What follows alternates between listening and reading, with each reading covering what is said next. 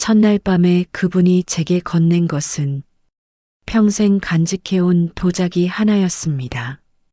제가 이런 이야기를 털어놓게 될 줄은 정말 몰랐어요. 73세 김영희, 남편을 먼저 떠나보낸 지 9년. 도예교실에서 흙을 빚으며 혼자 살아가던 제게 2024년 6월 3일 오후 2시 17분. 바로 그 순간 모든 것이 바뀌었습니다. 76세 박철민 어르신이 제 옆자리에 앉으시며 한 말씀이 지금도 귀에 생생해요. 이 찻잔 누구 드릴 거세요? 제가 정성스럽게 빚고 있던 백자 찻잔을 보시며 하신 말씀이었죠. 혼자 쓸 건데요. 그럼 혼자 차 마시기 아깝겠네요. 좋은 차가 있는데 같이 드실래요? 그 후 6개월. 자식들의 극심한 반대, 동네 사람들의 수군거림, 그리고 제가 우연히 목격한 그분의 충격적인 비밀까지 모든 것이 무너져 내리는 줄 알았습니다. 하지만 결혼식을 올린 첫날 밤 73세와 76세가 된 저희에게 일어난 일은 그 어떤 젊은 연인도 경험하지 못할 감동이었습니다. 그분이 저를 위해 50년간 간직해온 그 도자기에 담긴 진짜 이야기를 듣는 순간 저는 왈칵 눈물을 터뜨렸습니다. 사랑의 나이는 정말 없구나. 그날 밤 저는 확신했습니다. 그럼 지금부터 이야기 시작합니다. 그 전에 구독과 좋아요 부탁드립니다. 안녕하세요. 저는 김영희입니다. 올해 나이 73세, 부산 해운대구 자동에서 혼자 살고 있어요. 남편 김봉수 씨를 먼저 떠나보낸 게 2015년 8월 14일이었으니까 벌써 9년이 흘렸네요. 그분이 갑작스런 심근경색으로 쓰러지시던 그날 새벽 4시 32분의 그 전화벨 소리가 아직도 귀에 맴돕니다. 처음 3년은 정말 지옥이었어요. 아침에 눈 뜨면 오늘도 또 하루를 어떻게 버텨야 할까만 생각했죠. 옆자리가 비어있는 식탁에서 혼자 먹는 밥은 모래 씹는 것 같았고, 밤에는 잠이 안 와서 새벽 2시까지 뒤척이다가 수면제를 먹곤 했습니다.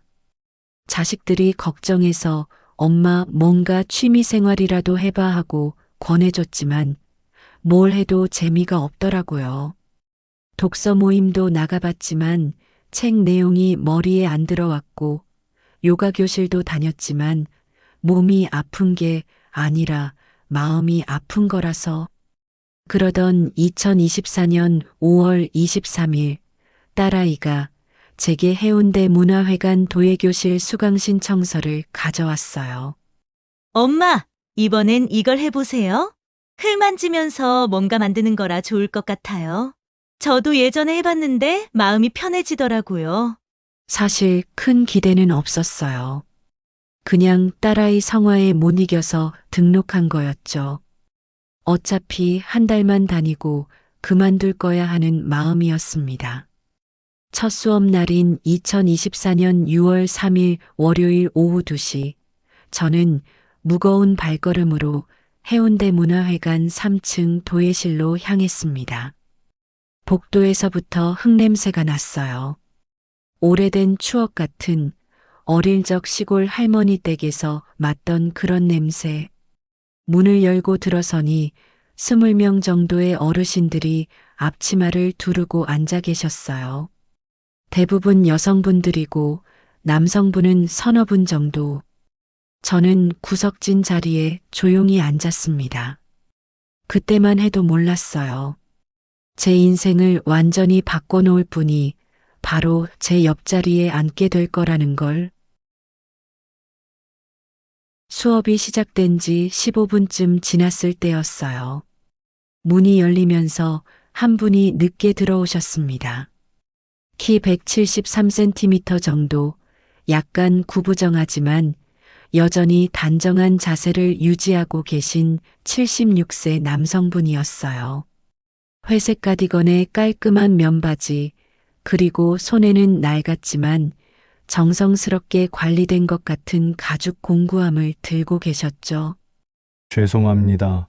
버스가 좀 늦어서. 목소리가 참 차분했어요. 마치 라디오 진행자처럼 듣기 좋은 중저음이었습니다. 괜찮습니다. 박철민 씨, 여기 옆자리에 앉으세요. 선생님이 가리킨 곳이 바로 제 옆자리였어요. 그분이 제 옆에 앉으시면서 작은 목례를 해주셨는데 그때 은은한 비누향과 함께 뭔가 따뜻한 기운이 전해졌습니다. 안녕하세요. 네, 안녕하세요. 인사를 나누고 나서 저는 다시 제 흙덩이에 집중했어요. 선생님이 시키신 대로 찻잔을 만들어야 했거든요. 그런데 물레가 너무 어려워서 흙이 자꾸 한쪽으로 기울어지고 모양이 제대로 안 나오더라고요. 힘이 너무 들어가신 것 같은데요. 옆에서 박철민 어르신이 조심스럽게 말씀하셨어요. 네. 제가 처음이라. 저도 처음엔 그랬어요. 이렇게 해보세요. 그분이 제 뒤로 오시더니 살짝 제 손 위에 손을 올려주셨어요. 그 순간 오랫동안 잊고 있었던 감정이 스물스물 올라왔습니다. 누군가의 따뜻한 손길, 그 온기가 제 손끝을 통해 심장까지 전해지는 느낌. 힘을 빼고 흙이 원하는 대로 따라가 보세요. 흙도 생명이 있어서 너무 강제로 하면 반발해요. 그분의 지도를 받아 다시 해보니까 신기하게도 찻잔이 예쁘게 올라가기 시작했어요. 와, 되네요. 제가 너무 신나서 소리쳤더니 다른 수강생분들도 쳐다보시고 웃으셨어요. 그런데 부끄럽지가 않더라고요. 오히려 기분이 좋았어요. 처음 치고 정말 잘하시네요. 손재주가 있으시나 봐요. 박철민 어르신의 칭찬에 제 얼굴이 빨개지는 걸 느꼈어요. 73살 할머니가 얼굴이 빨개지다니 스스로도 놀라웠어요. 수업이 끝나고 나서 저는 제가 만든 찻잔을 보며 뿌듯해하고 있었는데 이 찻잔 누구 드릴 거예요? 박철민 어르신이 물으셨어요. 혼자 쓸 건데요. 그럼 혼자 차 마시기 아깝겠네요. 좋은 차가 있는데 같이 드실래요? 그 한마디가 제 인생을 바꾼 시작이었습니다. 2024년 6월 3일 오후 4시 23분 해운대 문화회관 1층 카페에서 박철민 어르신과 마주 앉아 녹차를 마시던 그 순간을 저는 평생 잊지 못할 거예요. 도예를 언제부터 하셨어요? 오늘이 처음이에요. 선생님은요? 저는 실은 50년 전부터 해왔습니다. 50년이나요? 그분의 눈빛이 갑자기 깊어지셨어요. 뭔가 긴 이야기가 담겨 있는 것 같은. 언젠가 기회가 되면 말씀드릴게요. 오늘은 이렇게 좋은 분과 차를 마실 수 있어서 즐겁습니다. 집에 돌아와서 그날 밤 저는 오랜만에 설렘 때문에 잠을 못 이뤘어요. 다음 주 월요일이 너무 기다려지더라고요. 그 다음 주부터 저와 박철민 어르신은 자연스럽게 짝을 이루게 됐어요. 매주 월요일 오후 2시, 저는 평소보다 30분 일찍 도예실에 도착해서 그분 옆자리를 지켰습니다. 그분도 마찬가지셨나 봐요. 어느새 둘 다 일찍 와서 서로를 기다리고 있는 자신을 발견하곤 했죠. 영희 씨, 오늘은 뭘 만들어 볼까요?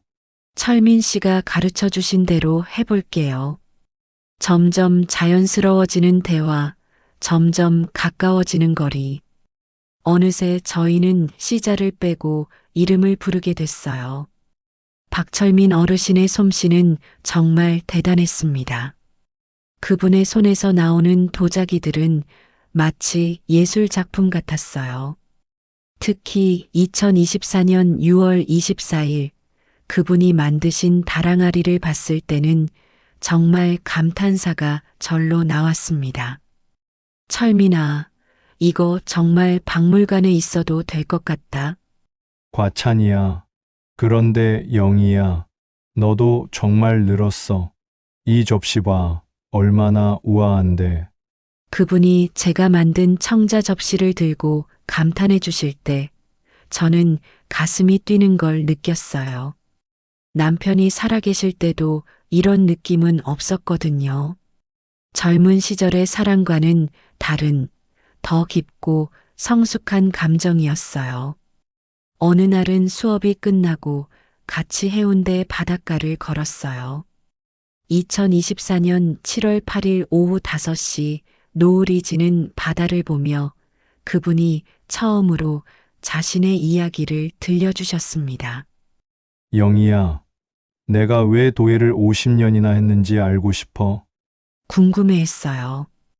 그런데 물어보기가 좀 아내가 도예를 좋아했어요.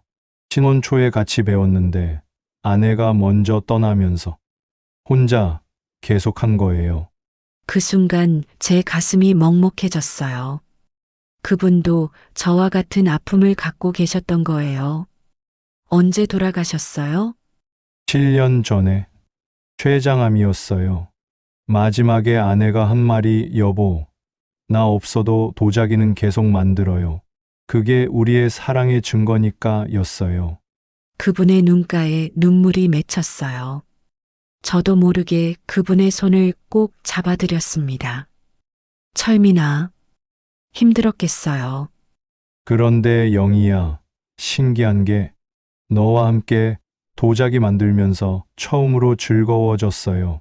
아내한테 미안하긴 하지만 미안해하지 마세요. 돌아가신 분도 철민이가 행복했으면 좋겠다고 생각하실 거예요. 그날 이후 저희 관계는 더욱 깊어졌어요.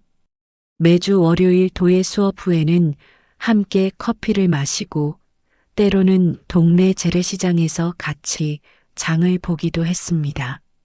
철민 어르신은 제가 좋아하는 호박죽집을 기억해 주셨고 저는 그분이 즐겨 드시는 팥빙수 맛집을 찾아다녔어요. 가장 기억에 남는 건 2024년 7월 29일이었어요. 그날 저는 평생 처음으로 물레로 완벽한 찻잔을 만들어냈거든요. 와, 영희야, 이거 정말 대단한데? 정말요? 떨리는 손으로 만들어서 이거 봐, 얼마나 균형이 잘 잡혔어. 그리고 이 곡선, 정말 아름다워. 그분이 제 찻잔을 마치 보물처럼 조심스럽게 들어올리시는 모습을 보며 저는 깨달았어요. 아, 나 이 사람을 사랑하고 있구나. 하지만 그 행복한 시간도 잠시 제가 미처 예상하지 못한 거대한 폭풍이 몰려오고 있었습니다.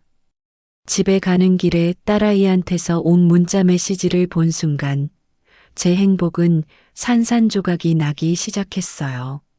엄마, 요즘 도예교실에서 남자분이랑 친하게 지낸다는 말 들었어요. 혹시 이상한 일에 휘말리신 건 아니죠? 내일 집에 갈게요. 그 문자를 보는 순간 저는 앞으로 닥칠 거대한 시련을 예감했습니다. 다음 날 딸 수진이가 집으로 왔어요. 엄마, 앉아봐요.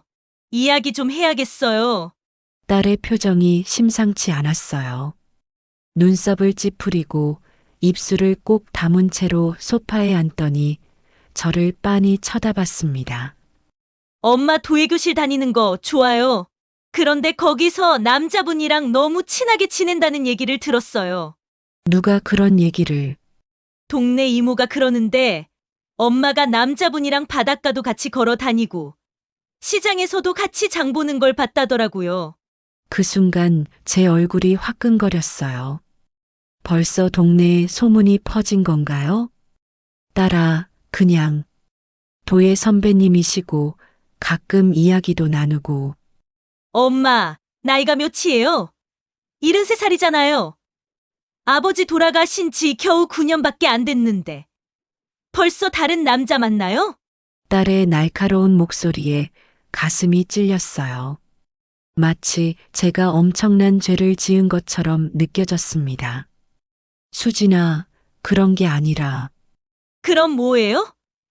요즘 혼자 사는 어르신들 노리고 접근하는 사기꾼들 많다고 뉴스에서도 그러던데 혹시 돈 달라고 하지 않았어요? 그 말을 들은 순간 머리가 띵했어요. 철민 어르신을 사기꾼이라니. 그렇게 따뜻하고 진실한 분을. 절대 그런 분 아니야. 제가 목소리를 높이자 딸이 더 의심스러운 눈으로 저를 바라봤어요. 엄마, 벌써 감정적으로 되셨네? 이거 정말 위험한 신호예요. 엄마, 그 사람 진짜 정체를 아세요? 가족은 있는지, 어디서 뭘 하던 사람인지. 딸의 말을 듣고 보니 정말 철민 어르신에 대해 아는 게 많지 않더라고요. 돌아가신 아내 이야기, 50년간 도예를 했다는 것 외에는 그날 밤 잠이 오지 않았어요. 딸의 말이 계속 머릿속을 맴돌았습니다. 정말 철민 어르신에 대해 아는 게 너무 적은 건 아닐까? 혹시 제가 너무 성급하게 마음을 연 건 아닐까? 2024년 8월 5일 월요일, 도예 수업이 있는 날이었어요. 하지만 철민 어르신에 대한 의심 때문에 마음이 편하지 않았습니다. 평소처럼 일찍 가서 기다리지도 않고 수업 시작 직전에 도착했어요. 영희야, 오늘 좀 늦었네? 몸이 안 좋아? 철민 어르신이 걱정스러운 표정으로 물어보셨지만 저는 제대로 대답하지 못했어요. 아니에요, 그냥. 수업 내내 집중이 안 됐어요. 물레를 돌리면서도 자꾸만 딸의 말이 떠올랐습니다. 이 사람의 진짜 정체는 뭘까? 혹시 저를 속이고 있는 건 아닐까? 영희야, 오늘 뭔가 이상한데. 흙이 말을 안 듣지? 철민 어르신의 말에 정신을 차려보니 제가 만들던 화분이 완전히 무너져 있었어요. 아, 죄송해요. 집중이 안 되네요. 무슨 걱정이라도 있어? 말해봐. 내가 도와줄 수 있는 일이면. 그 순간 정말 물어보고 싶었어요. 철민아, 너에 대해 더 알고 싶어? 가족은 어떻게 되고, 어디서 살고, 평소에 뭘 하며 지내는지. 하지만 입이 떨어지지 않았습니다. 수업이 끝나고 나서도 평소처럼 함께 커피를 마시자는 제안을 정중히 거절했어요. 오늘은 좀 일찍 들어가야겠어요.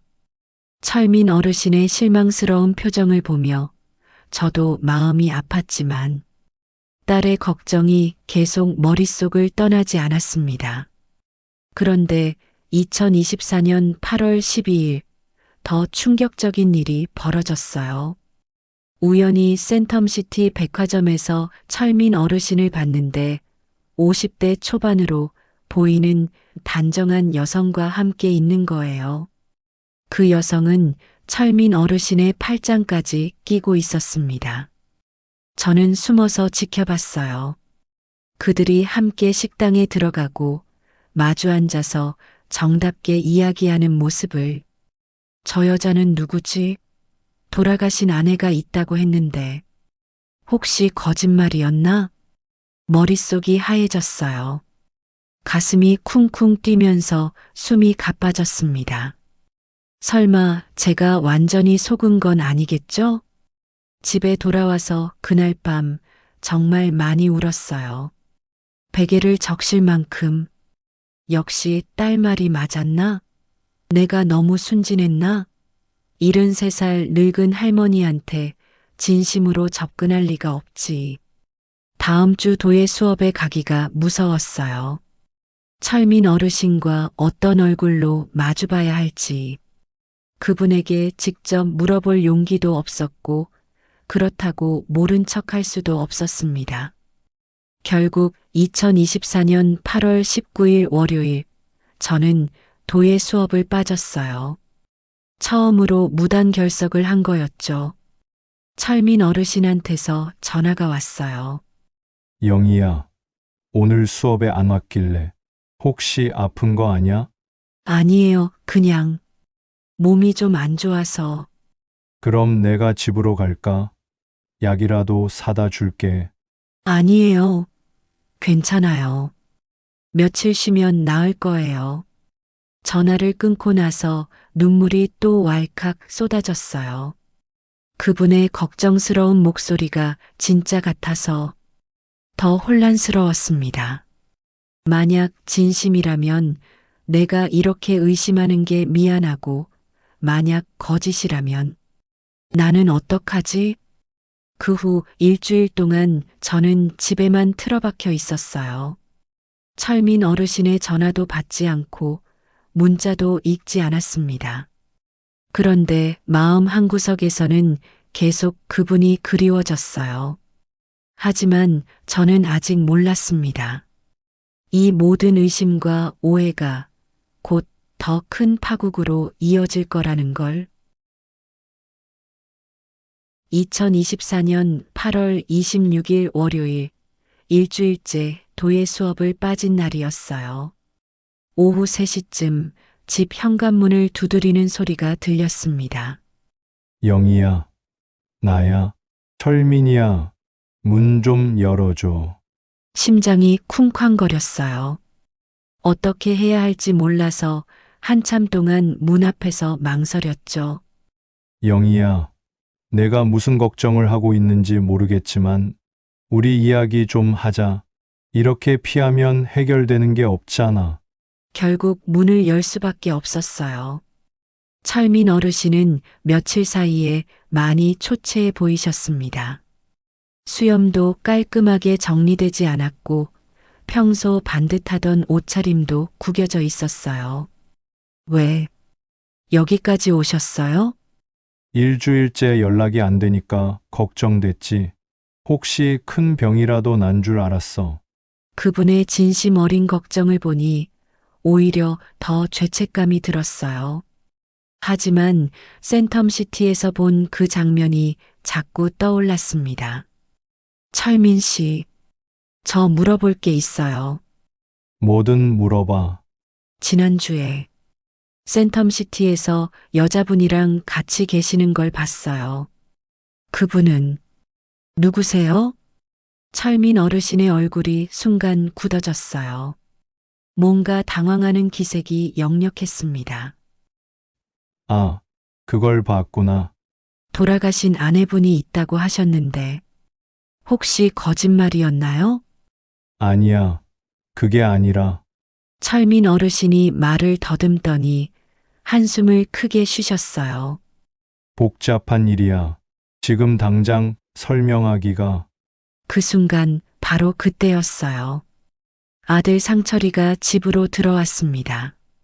저녁 식사를 같이 하러 온다고 했었는데 하필 그 시간에 엄마, 집에 누구세요? 아들의 차가운 시선이 철민 어르신을 향했어요. 상황이 너무 어색했습니다. 아들아, 이분은 도예교실에서 아, 그 남자분이군요. 처음 뵙겠습니다. 아들의 목소리에는 경계심이 가득했어요.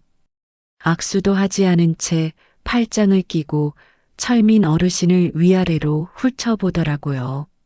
어르신 연세가 어떻게 되시죠? 76세입니다. 가족은 어떻게 되세요? 자식들은 뭐 하고 있고요? 마치 신문하는 것 같은 아들의 말투에 저는 얼굴이 화끈거렸어요. 상철아, 왜 그렇게? 엄마, 조심하셔야 해요.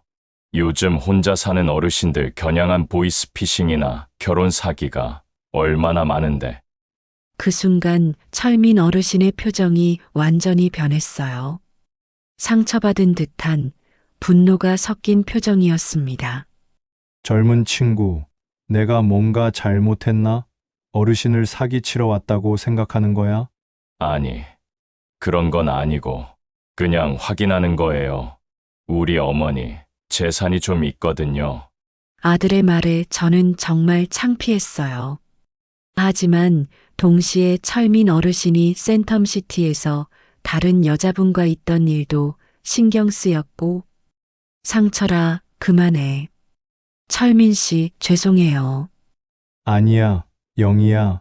자식으로서 당연한 걱정이지. 철민 어르신은 그렇게 말씀하셨지만, 목소리에는 깊은 상처가 묻어 있었어요. 그럼 저는 이만 가볼게요. 영희야, 마음 정리되면 연락해. 철민 어르신이 떠나고 나서 아들이 본격적으로 잔소리를 시작했어요. 엄마, 정신 차리세요. 이 76살 남자가 73살 여자한테 접근하는데 순수한 마음일 리가 있어요? 분명 뭔가 목적이 있을 거예요. 상철아, 그분은 그런 분이 아니야. 엄마는 어떻게 알아요? 그 사람 집도 가본 적 없고 가족들도 만난 적 없잖아요. 게다가 아까 여자 얘기하니까 당황하던데 뭔가 숨기는 게 있는 거 아니에요? 아들의 말이 제 마음속 의심을 더욱 키웠어요.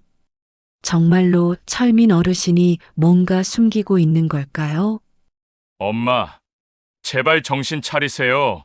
아버지 돌아가시고 9년 동안 혼자 잘 지내셨는데 왜 갑자기 이런 일로 우리를 걱정시키세요? 그날 밤 저는 잠을 한숨도 못 잤어요. 철민 어르신에 대한 의심과 그리움이 동시에 몰려왔습니다. 다음 날인 2024년 8월 27일, 더 충격적인 소식을 들었어요. 동네 미모가 찾아와서 이런 말을 하는 거예요. 영희야, 그 남자 조심해야겠어. 내가 알아보니까 부산 진구에 집이 있는데 거기 다른 여자랑 같이 산다더라. 네, 그게 무슨... 우리 동네 박 여사 딸이 부산 진구 살거든.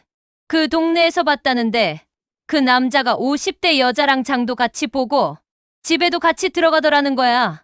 그 말을 듣는 순간 머릿속이 하얘졌어요. 정말로 철민 어르신이 다른 여자와 살고 있는 건가요?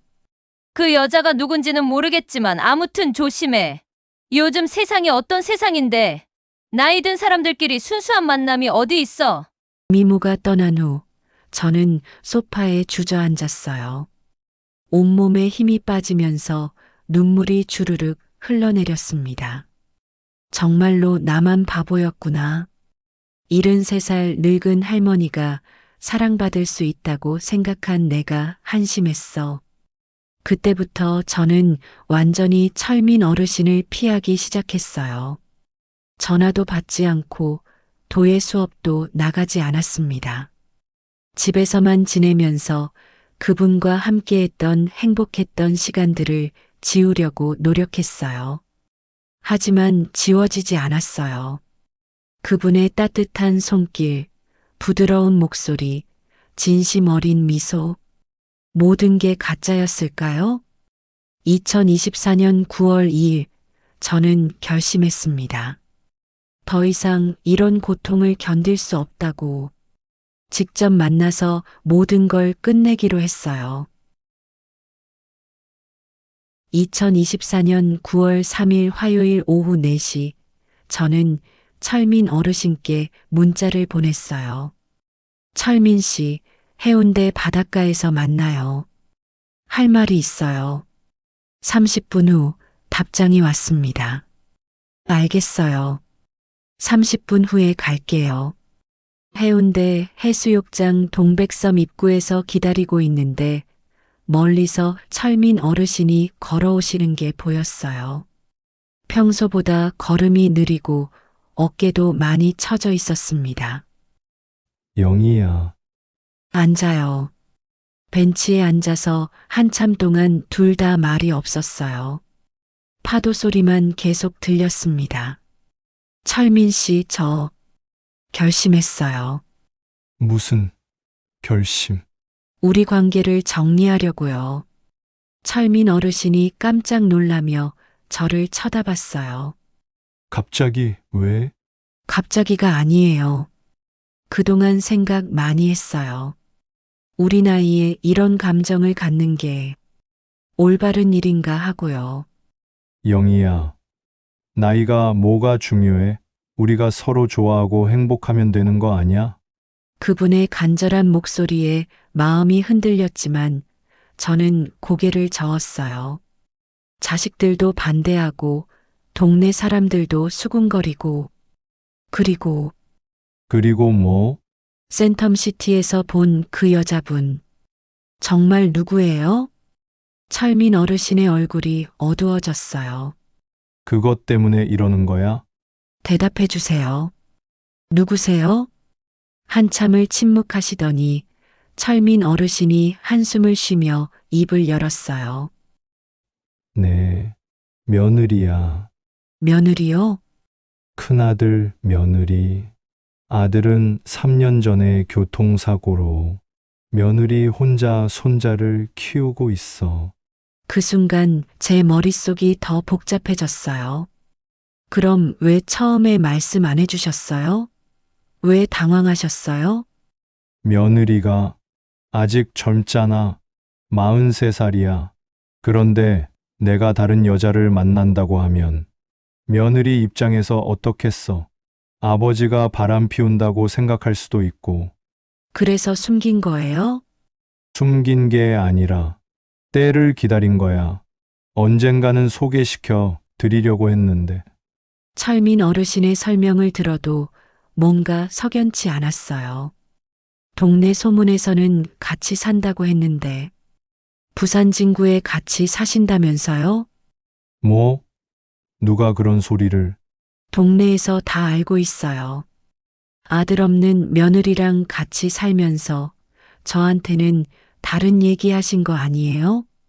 철민 어르신의 얼굴이 빨갛게 달아올랐어요. 영희야. 그게 아니야. 며느리는 대연동에 살고 나는 연산동에 혼자 살아. 가끔 며느리 집에 손자 보러 가는 것뿐이야. 증명할 수 있어요?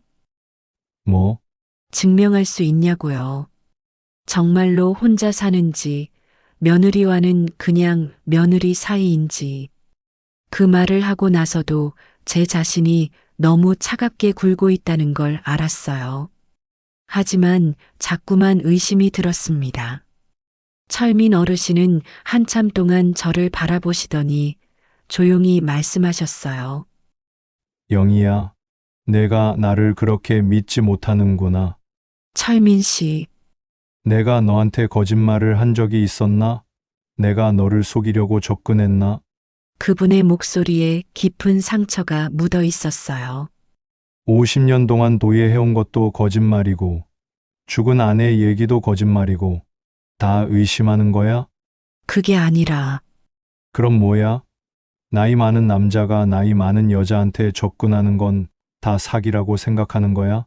철민 어르신이 벤치에서 일어나셨어요.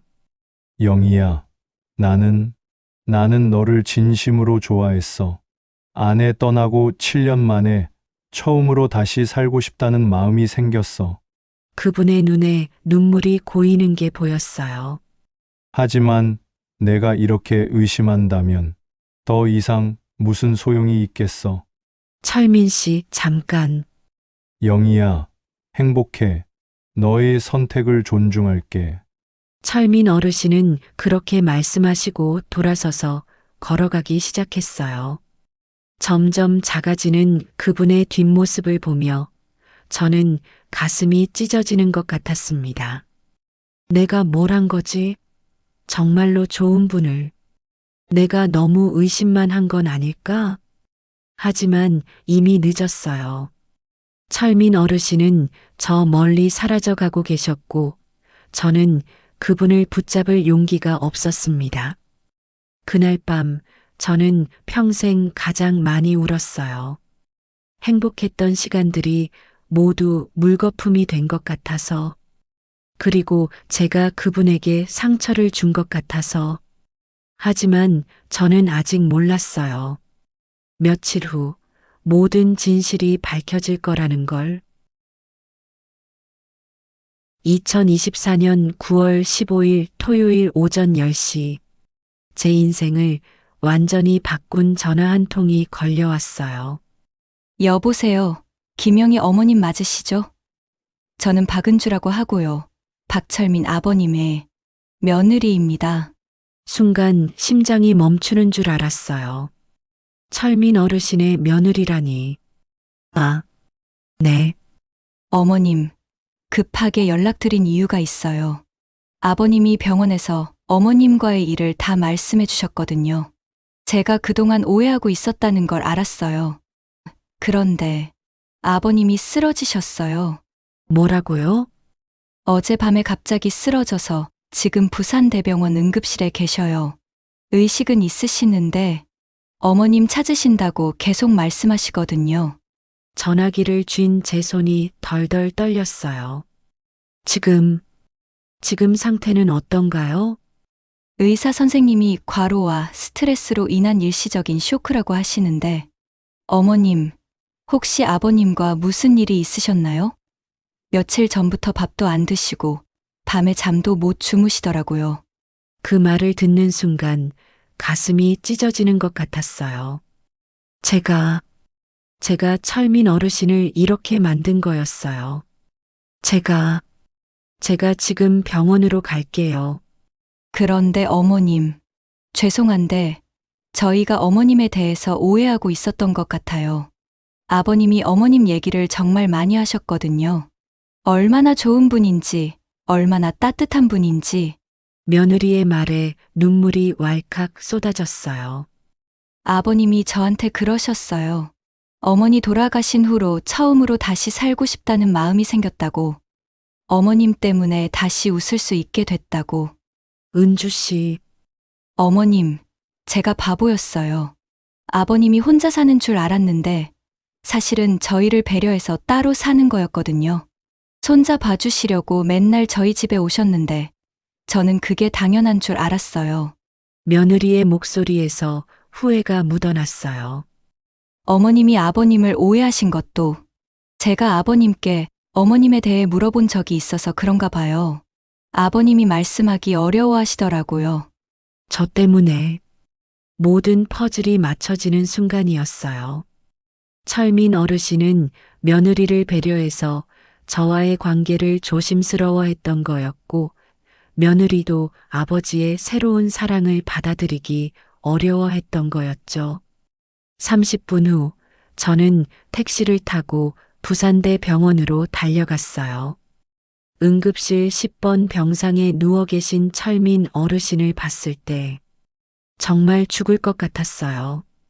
며칠 사이에 많이 야위셔서 마치 10년은 더 늙으신 것 같았습니다. 철민아, 제 목소리를 듣고 철민 어르신이 천천히 눈을 뜨셨어요. 영희야, 정말 왔구나. 미안해요. 정말 미안해요. 저는 그분의 손을 꼭 잡고 울었어요. 그 차가운 손이 제가 얼마나 큰 실수를 했는지 깨닫게 해주었습니다. 영희야, 울지 마. 내가 잘못했어. 처음부터 솔직하게 말했어야 했는데. 아니에요. 제가 잘못했어요. 당신을 믿지 못하고 의심만 했어요. 그때 옆에서 며느리가 조심스럽게 말했어요. 어머님, 아버님이 어머님한테 드리려고 준비하신 게 있어요. 집에서 가져왔거든요. 며느리가 건넨 보자기를 열어보니 그 안에는 아름다운 백자 찻잔 한 세트가 들어 있었어요.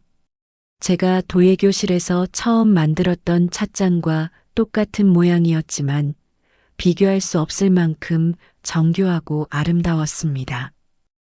이건 50년 전에 만든 거야. 죽은 아내와 함께 만든 마지막 작품이었는데 너한테 주고 싶어서 다시 꺼낸 거야. 철민 어르신의 목소리는 여전히 약했지만 눈빛만은 예전처럼 따뜻했어요.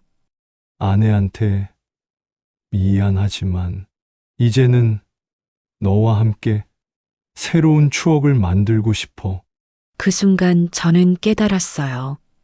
제가 얼마나 소중한 사람을 의심하고 밀어냈는지, 그리고 진정한 사랑이 무엇인지.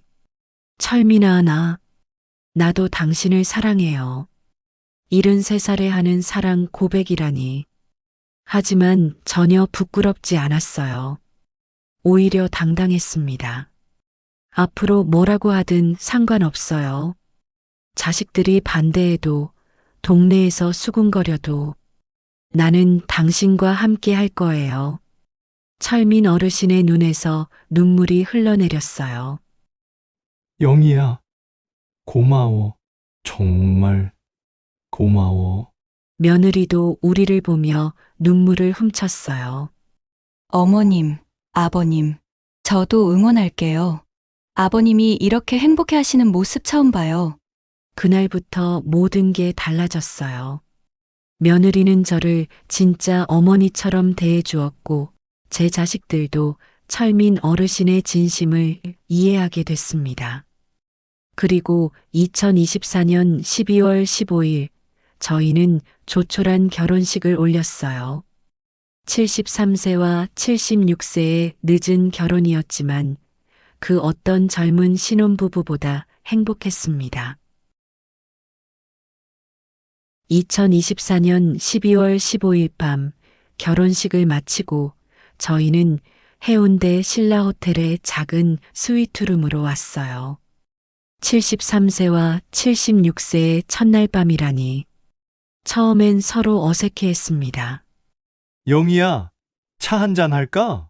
철민 어르신이 제가 병원에서 받았던 그 백자 찻잔을 꺼내시더라고요. 이 찻잔으로 마시는 첫 번째 차네요. 그런데 영희야, 이 찻잔에 대한 이야기를 아직 다 안 해줬지? 네. 철민 어르신은 찻잔을 조심스럽게 들고 창가로 가셨어요. 달빛이 찻잔에 비치면서 은은하게 빛났습니다. 이 찻잔을 50년 전 아내와 함께 만들 때는 몰랐어. 언젠가 다른 여자와 차를 마시게 될 거라는 걸. 그분의 목소리에 깊은 감정이 실려 있었어요. 아내가 암 투병 중일 때 마지막으로 같이 만든 작품이야. 그때 아내가 그러더라고. 여보, 나 없어도 좋은 사람 만나면 이 찻잔으로 차 마셔요. 그게 우리 사랑의 완성이에요. 라고. 그 말을 듣는 순간 제 눈에 눈물이 맺혔어요. 처음엔 그 말이 이해가 안 됐어. 어떻게 죽은 아내의 찻잔으로 다른 여자와. 하지만 이제 알겠어. 철민 어르신이 저를 보며 미소 지으셨어요. 진정한 사랑은 독점이 아니라 행복을 바라는 거구나. 아내도 내가 혼자 외롭게 사는 것보다 좋은 사람과 행복하게 사는 걸 원했던 거야. 철민 어르신이 조심스럽게 차를 우려주셨어요. 은은한 녹차 향이 방 안에 퍼졌습니다.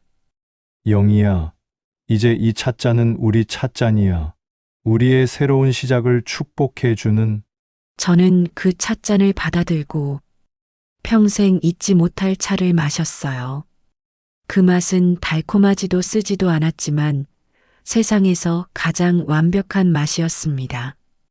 철민아, 고마워요. 이렇게 소중한 찻잔으로. 영희야, 정말 신기해. 50년 전에 만든 이 찻잔이 너를 위한 거였던 것 같아. 그날 밤 저희는 새벽까지 이야기를 나눴어요. 서로의 지난 세월, 상처, 그리고 꿈에 대해서. 육체적인 사랑보다 더 깊고 진실한 영혼의 교감을 나눈 밤이었습니다. 그리고 다음 날 아침 철민 어르신이 제게 특별한 제안을 하셨어요. 영희야, 우리 함께 도예교실을 열어볼까? 도예교실을요? 나는 50년간 혼자 만들어 왔는데, 이제는 너와 함께, 그리고 다른 어르신들과도 함께 만들고 싶어. 그렇게 2025년 3월 저희는 해운대에 늦봄 도예교실을 열었어요. 50대부터 80대까지 다양한 분들이 찾아주셨고, 특히 혼자 사시는 어르신들이 많이 오셨습니다. 선생님들 보니까 우리도 용기가 나네요. 나이가 들어서도 이런 사랑이 가능하다니 수강생들의 말을 들으면서 저희의 사랑이 다른 분들에게도 희망을 주고 있다는 걸 느꼈어요. 지금 저희는 매일 아침 6시에 일어나서 함께 해운대 바닷가를 산책해요. 손을 꼭 잡고 걸으면서 사랑해요라고 말하는데 그 말이 젊은 시절보다 훨씬 더 진실되고 깊게 느껴져요. 도예교실에서는 수강생들과 함께 각자의 이야기를 담은 작품을 만들어요. 어떤 분은 돌아가신 남편을 그리워하며 꽃병을 만드시고 어떤 분은 멀리 사는 자식을 생각하며 밥그릇을 빚으시죠. 흙은 거짓말을 하지 않아요. 여러분의 진심이 고스란히 담겨요. 철민 어르신의 가르침을 들으면서 저도 매일 새로운 걸 배워가고 있어요. 그리고 무엇보다 저희는 이제 더 이상 외롭지 않아요. 아침에 눈을 뜨면 옆에서 자고 있는 철민 어르신을 보며 미소 짓고 밤에는 손을 잡고 잠들어요. 며칠 전에는 10살 손자 민준이가 저한테 이런 말을 했어요. 새할머니, 할아버지가 요즘 너무 밝아졌어요. 전에는 맨날 우울해 하셨는데. 민준아, 사람은 나이와 상관없이 사랑하면 달라지는 거야. 그럼 저도 나중에 73살이 되어도 사랑할 수 있어요? 물론이지. 사랑에는 나이가 없어. 이 이야기를 듣고 계신 여러분께 꼭 하고 싶은 말이 있어요. 사랑은 정말 나이가 없어요. 50살이든 60살이든 70살이든 언제라도 새로운 사랑을 시작할 수 있어요. 중요한 건 용기예요. 다른 사람들의 시선이 아니라 내 마음에 솔직할 용기 말이에요. 저처럼 의심하고 망설이지 마세요. 진정한 사랑은 나이를 초월합니다. 그리고 늦게 찾은 사랑일수록 더 깊고 더 소중해요. 73세에 찾은 제 두 번째 봄. 여러분도 언제든지 맞이할 수 있어요. 그 용기만 있다면 말이에요. 지금도 저희는 매일 그 백자 찻잔으로 차를 마셔요. 50년 전 돌아가신 아내의 축복과 73세 제 새로운 사랑이 하나가 된 기적의 찻잔으로요.